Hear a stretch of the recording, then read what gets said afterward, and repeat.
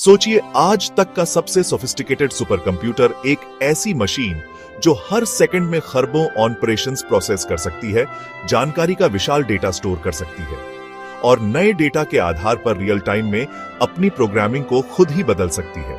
पर आपको पता है, यह इनक्रेडिबल डिवाइस सिलिकॉन और तारों से नहीं बनी है। यह सेल्स और बायोलॉजिकल टिश्यूज से बनी है और यह हम में से हर एक के अंदर मौजूद है। यही है हमारा नर्वस सिस्टम, वह इंट्रिकेट हाई स्पीड नेटवर्क जो हमारे पूरे शरीर के लिए कमांड एंड कंट्रोल सेंटर का काम करता है।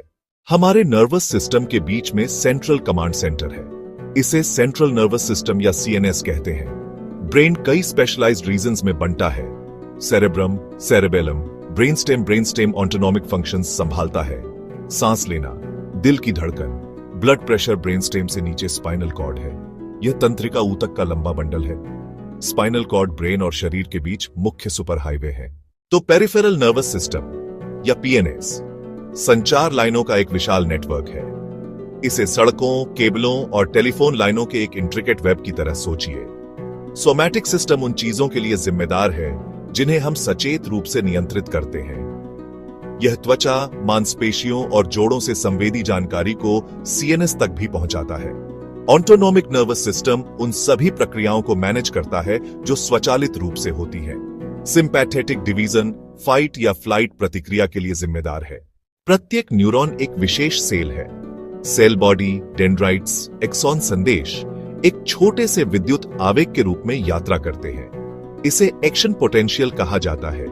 न्यूरॉन्स शारीरिक रूप से एक दूसरे को नहीं छूते हैं। एक्सॉन और अगले के डेंड्राइट के बीच माइक्रोस्कोपिक गैप होता है। सिनैप्स न्यूरोट्रांसमीटर छोड़े जाते हैं। ये रसायन सिनैप्स में छोड़कर छोटी दूरी पार करते हैं। कल्पना कीजिए कि आप किसी गर्म वस्तु को छूते हैं। त्वचा के संवेदी रिसेप्टर्स सक्रिय होते हैं। आपका हाथ गर्मी से दूर हटता है। पूरा इलेक्ट्रोकेमिकल सर्किट एक सेकंड के अंश में। इसकी बहुत ज्यादा जटिलता को देखते हुए नर्वस सिस्टम दुर्भाग्य से कई तरह की समस्याओं का शिकार होता है। विकारों की एक श्रेणी में न्यूरॉन्स का प्रगतिशील क्षरण शामिल है। पार्किंसंस रोग में डोपामाइन उत्पादक न्यूरॉन्स की मृत्यु होती है।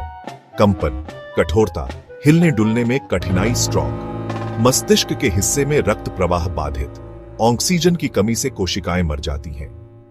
ये उदाहरण हमारी नाजुकता और सुरक्षा की आवश्यकता रेखांकित करते हैं। यह मानवीय भावना के लचीलेपन की सराहना करने में हमारी मदद करता है और नए उपचारों और वैज्ञानिक खोज को बढ़ावा देता है। यह वह जैविक करघा है जिस पर हमारे जीवन की टेपेस्ट्री बुनी जाती है। हर विचार, हर भावना, हर स्मृति और हर क्रिया इस समझ के हमारे दैनिक